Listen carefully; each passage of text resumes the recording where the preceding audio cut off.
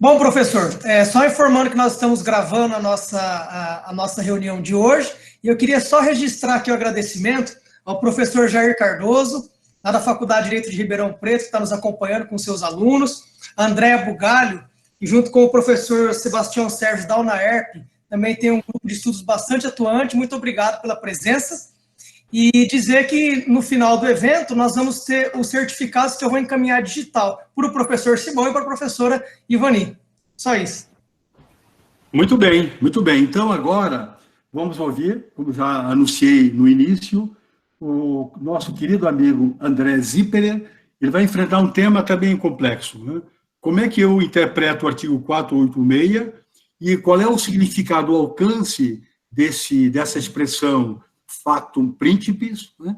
E se essa circunstância que vivemos hoje é adequada ou é possível ser invocada para essa dispensa do empregado nos termos do 486. André, obrigado por aceitar o nosso convite e obrigado por você estar aqui e participar do nosso grupo, sempre com tanto entusiasmo. É um prazer ouvi-lo. Saco a palavra.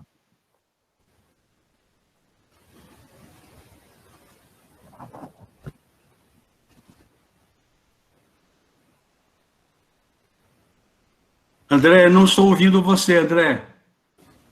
Não estou ouvindo você, André. Eu acho que houve algum problema no seu som, André. Ótimo, agora estou tentando ouvir. Ótimo. Tá certo. Tá Muito certo. bem. Queria agradecer imensamente ao professor Nelson Manrich, nosso professor, nosso líder aí, pela generosidade, pela oportunidade, principalmente agora com os novatos do grupo de estudo. A todos pelo acolhimento aí.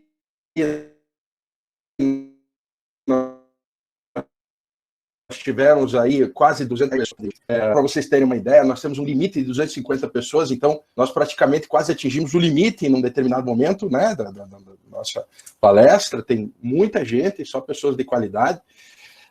Queria agradecer também bastante o Dr. Carlos Roberto e especialmente o professor Fabiano Zavanella, nosso incansável Fabiano Zavanella, e eu não uso força de linguagem. O professor Fabiano Zavanella é incansável mesmo, porque a MP foi editada ontem a 1h da manhã, e nós estamos aí 4h da manhã, o professor já com material de extrema qualidade, né? E sempre provocativo, provocando as discussões na internet. Ele tem colaborado muito, tem tido um papel de muita importância na construção desse novo direito do trabalho que a gente está tendo. Queria agradecer e parabenizar os doutores José Simão, doutor André, o Rafael, doutora Ivani, muito querida, estivemos juntos lá em Caruaru, num congresso. Depois eu vou querer, inclusive, que o professor José Simão nos traga e nos diga aí qual time do Paraná que não cumpriu o contrato, porque se é o meu Coxa ou o Atlético do professor Célio. Mas o que eu quero trazer para vocês aí nos próximos 15 minutos é a questão do fato do príncipe. O fato do príncipe ele está lá previsto no artigo 486 da CLT e parágrafos, né? E segundo esse artigo, ele diz o seguinte, que no caso de paralisação temporária ou definitiva do trabalho, motivada por ato, veja, e aí nós temos o primeiro, a primeira situação que a gente tem que considerar de forma bastante importante. Ela tem que ser motivada por ato de autoridade municipal, estadual ou federal, pela promulgação de lei ou resolução que impossibilite a continuação da atividade, prevalecendo uma indenização que ficará a cargo do governo federal. Primeira situação que a gente tem que analisar aqui é que nós temos uma dupla excepcionalidade. Duas exceções. Primeiro, uma excepcionalidade é aquela que é definida no artigo 2º da CLT, que é a questão do risco de empreendimento, ou seja, uma exceção ao risco de empreendimento. O risco de empreendimento ele deixa de ser totalmente, né, do empregador e passa também a ser a responsabilidade do Estado. E também justamente essa que ele passa a ser responsabilidade do Estado por uma por uma situação que acontece entre particulares. Dessa forma, a interpretação que nós temos que dar a isso, ao fato do príncipe, né, o chamado fato do príncipe, que é previsto no artigo 486, ela deve ser bastante restrita. Eu tive a curiosidade de procurar na jurisprudência e também na doutrina, e quase sempre, quando se fala de fato do príncipe, os casos que são trazidos são aqueles que dizem respeito, por exemplo, a áreas submersas, construção de hidroelétricas e áreas para fins de reforma agrária, por exemplo, que trazem como medida pública ensejadora os danos do empregador, que ele não pode, evidentemente, arcar. E aí eu queria colocar aqui uma primeira colocação pessoal. Existe, para tudo isso que a gente está falando aqui, e também todos os pontos que foram trazidos pelos colegas, e por esse que agora eu trago para vocês, uma resposta rápida, uma resposta urgente, ou uma situação que a gente possa tratar de forma simples, veja, eu tenho a absoluta certeza que a gente está diante de uma situação que nunca foi vivenciada. A gente não exige respostas rápidas para aquilo que a gente vai tentar procurar compreender agora. Por quê? Porque essa situação que a gente está analisando agora, ela nunca foi vivenciada, é uma situação nova, é uma situação diferente, e a gente tem que, enquanto acadêmico, tentar construir o direito do trabalho a essa nova feição. Outra situação bastante importante, o que a gente está vivenciando hoje, talvez com o distanciamento do tempo nos permitir um dia, se Deus quiser, a gente vai ver que a gente está construindo um novo direito do trabalho. A gente uma grande, ao mesmo tempo, é uma grande sorte de quem hoje está num curso de doutorado, num curso de mestrado, poder estar diante de tantas coisas novas e, efetivamente, que a gente deixa de verificar o que aconteceu antigamente. Só lembrando, esse artigo 486, ele é com exceção do parágrafo 1º, ele é de 1951, vejam. A redação dele foi dada pela Lei 1530 de 1951. Então, ele é um artigo muito, muito antigo. O parágrafo 1º, por exemplo, ele é o mesmo desde que a CLT foi editada lá no Decreto-Lei 6.110. Né? A primeira pergunta que você tem que fazer é o seguinte: existe ou não existe o fato do príncipe nessa situação que a gente tem vivenciando? A resposta é objetiva, não há fato do príncipe, por duas razões, na minha compreensão. Primeiro, esse ato é um ato discricionário, ou seja, não havia, para que haja o fato do príncipe, o gestor público ele tem que ter várias alternativas e escolher de forma discricionária aquela alternativa que prejudique a continuidade da empresa. Nesse caso, me parece bastante óbvio isso, que o gestor não escolheu uma alternativa, ele foi forçado a ela, diante das grandes variáveis em razão do que diz a OMS, do que tem se aplicado em outros países e do que diz até o nosso Ministério da Saúde, ou seja, as pessoas não podem sair de casa. Todos aqueles decretos estaduais, decretos municipais, eles foram editados para proteção da saúde, né, da saúde das pessoas, ou seja, não houve um juízo de conveniência e oportunidade por parte do gestor público. Não se trata, portanto, de um ato administrativo vinculado. Os gestores, eles estão agindo em favor da saúde, da vida humana, e não podem, em razão disso, serem penalizados com a aplicação do artigo 486. Dessa forma, por não se tratar de um ato discricionário, que já seria, na verdade, uma fundamentação suficiente para a gente dizer que não existe o fato do príncipe, eu particularmente entendo que não há, né? Eu gostaria de trazer para vocês aqui uma decisão do TST que trata do factum principis. E essa decisão é uma das poucas decisões que nós temos no TST, mas ela é bastante interessante. Ela é de 1987 e é da lavra do então ministro Norberto Silveira. Vejam só, lá de 1987. Depois a gente pode compartilhar com vocês essa decisão. Não há que se falar em factum principis, disse o ministro, quando a ação do poder público visa resguardar interesse maior da população atingido pelo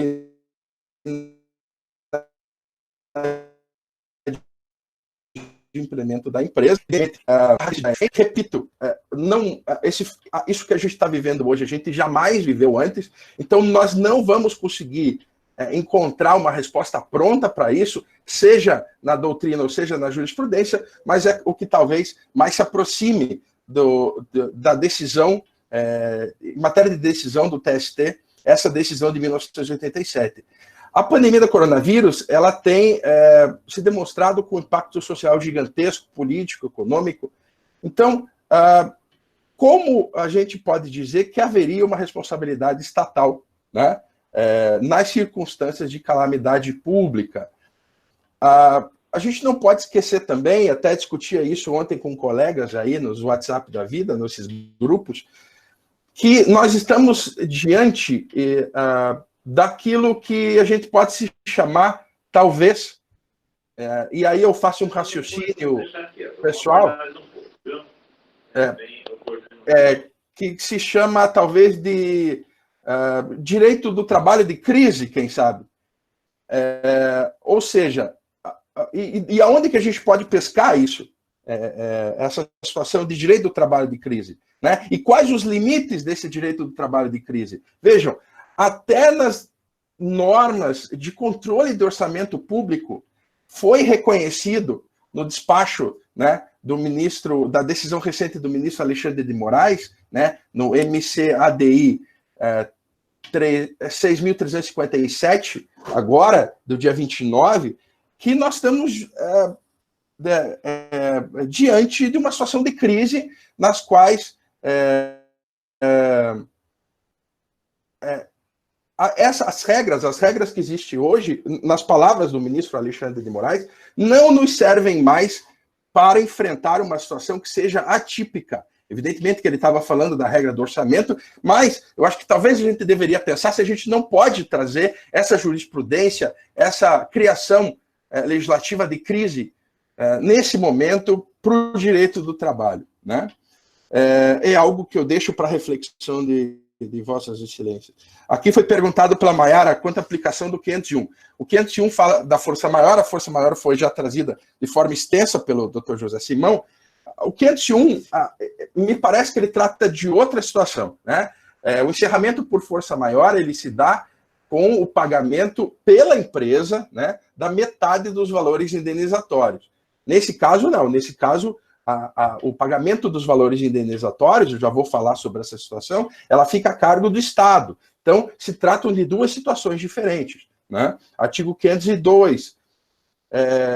Bom, segundo item, né, daqueles que eu pesquisei, que me parecem ser bastante razoável para a gente entender que não existe o fato do príncipe. Está lá, a inviabilidade deve ser jurídica e não meramente econômica. O professor José Simão, ali, que me antecedeu, ele falou alguma situação nesse sentido, ou seja, a situação do gestor, que o gestor público deve inviabilizar o funcionamento da empresa juridicamente e não somente economicamente, até porque isso nos jogaria para uma interpretação quase que subjetiva. Ele mesmo comentou agora há pouco, né, que as ações em bolsa, achei interessantíssimo isso, os colegas até compartilharam, para quem quiser saber a fonte, né, dessa informação, está ali no chat, os colegas compartilharam a fonte ali da matéria do valor econômico, no sentido de que 75% das empresas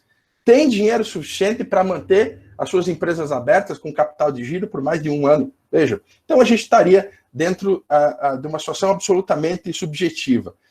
O artigo 486 ele fala em impedir a continuação da atividade ou paralisação total ou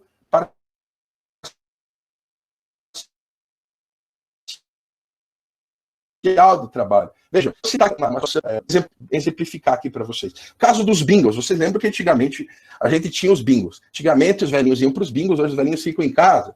O gestor público ele inviabilizou o funcionamento do bingo, da empresa, porque houve uma proibição via lei, né, do funcionamento da casa de jogos naquele determinado local. Aqui em Curitiba, aqui no Paraná, nós tivemos uma lei estadual proibindo o funcionamento, ou seja, a inviabilidade ela foi jurídica, não foi meramente uma inviabilidade econômica, né? Em resumo, se quebra por não conseguir suportar o funcionamento em favor da vida ou da saúde, o Estado não pode ser responsabilizado, né? O colega Jarbas aqui pergunta se a aula vai ser disponibilizada. O colega Carlos depois ele vai responder para a gente, tá? Bom, outra situação que a gente tem que colocar aqui, já me encaminho para o fim dos meus 15 minutos, tá? O colega Carlos ele diz que vai ser disponibilizada no Facebook. A responsabilidade é pelo total das verbas rescisórias, como disse o presidente da República, né? Pelo total das verbas rescisórias ou apenas pelas verbas indenizatórias? A resposta é somente pela parte indenizatória. E se entende hoje que essa parte indenizatória se limita à indenização de 40% do fundo de garantia. A indenização do aviso prévio ela não é devida, né? Não é devida. E trago mais aqui uma interpretação pessoal minha. Se o contrato for por tempo determinado, vejam, paga-se o valor de 50% até o final do contrato, é uma indenização. Dá-se, portanto, a mesma interpretação que se dá lá no artigo 502. Né? Ou seja, no artigo 502, o que é devido? Seria 50%, ou seja, 25%. Metade daquela metade que fala do contrato, da lei do contrato determinado. Nesse caso, seria os 50%. Tá? Uma outra situação que me parece relevante aqui, de forma bastante rápida, se eventualmente o empregado for discutir isso na justiça, ele não deve chamar a administração pública no polo passivo. É o próprio empregador que tem que chamar a administração pública. Isso está lá no parágrafo 1º, está lá no parágrafo 1º e seguintes, né? E é o empregador que tem que chamar, a empresa que tem que chamar, sendo que a administração pública, então, será citada em 30 dias, valendo esse como um chamamento ao processo. O artigo 3º, ele diz o seguinte, veja, verificada qual autoridade responsável, a junta de conciliação ou o juiz dar-se-á por incompetente remetendo aos autos o juiz privativo da fazenda, perante o qual correrá os feitos do termo. Me parece isso não ter sido recepcionado pela Constituição Federal.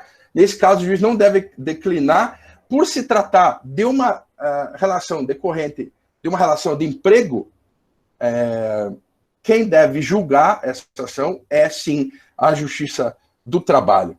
Gente, era o que me cabia aqui colocar para vocês. Eu quero só colocar mais alguns pontos desse momento que a gente está vivendo. Nós estamos vivendo um direito do trabalho de construção, como já falei, um direito do trabalho novo, ou que se chama de jurisprudência de crise, ou direito do trabalho de crise, e cabe a nós, como grupos de estudo, né? E um grupo de estudo tão relevante como esse, da universidade mais relevante do país, da Universidade de São Paulo,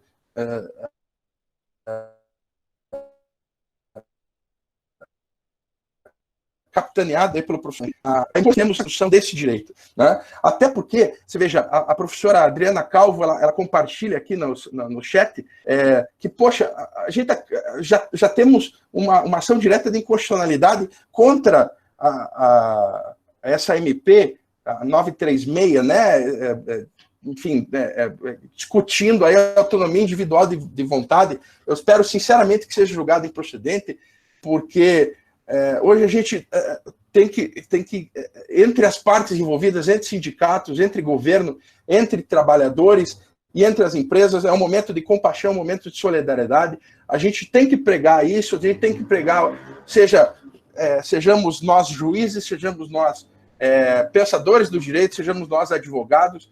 Hoje a gente tem que pensar num total, num conjunto total. E para encerrar, como sempre faço, eu gostaria de ler um trecho de um texto que me parece que cai bem agora. Normalmente eu falo isso, normalmente eu trago esse texto quando eu falo das plataformas digitais, né? Aliás, espero ser chamado num outro momento aí para falar das plataformas digitais, que é o tema que a gente estuda, mas gostaria de trazer para vocês o seguinte: as ideias que, no particular, vejam, foram concebidas e fecundadas no século XIX, não correspondem mais à realidade dos dias presentes. Não obstante, continua a influir na organização das relações de trabalho, doutor Ivani, condensadas em fórmulas caducas. A despeito de sua inadequação, tais ideias continuam a se projetar sobre a realidade nova, ofuscando-a em vez de clareá-la. Para finalizar, o direito do trabalho, organizado sobre uma estrutura econômica que desconhecia essa realidade nova, construído sobre o solo do capitalismo liberal, estereotipado nos moldes fundidos no século XIX, perde aquele senso realístico que o distinguia, envelhece em plena adolescência. Quem falou isso foi Orlando Gomes, em 1957. Tá? Eu, mais uma vez, agradeço especial aí o Fabiano Carlos e o professor Nelson Manriche, e vou continuar, estou à disposição aí para discutir com vocês, e desejo uma boa palestra aos que me seguirem. Obrigado. Muito bem, André, parabéns. Você realmente coloca muito bem essa questão. Estamos reconstruindo o direito do trabalho. Eu acho que nós temos que revisitar muitos conceitos, e esse é um desafio que nós temos que enfrentar agora. E vamos ver coisas ridículas, coisas absurdas. Eu recebi uma notícia agora de uma amiga minha da Colômbia, que a Corte Constitucional pede ao presidente da República, na Colômbia, que apresente provas que justifiquem a declaratória de emergência. Quer dizer, coisas que são realmente estapafúrdias. E eu gostei muito da tua exposição, da tua forma de examinar o contexto legislativo, quando você coloca a questão dos bingos, evidente, a atividade proibida, diferentemente dos cassinos, né, quando foram fechados. É um exemplo clássico de uma indenização que o Estado tem que enfrentar por que nós chamamos, então, de factum principis. Muito bom, André, muito bom. Estou vendo aqui os comentários, todo mundo te elogiando, e não podia ser diferente. Você é sempre equilibrado, profundo, e um advogado que tem, professor que tem uma carreira brilhante pela frente. Parabéns. Eu agora passo a palavra, não sei se o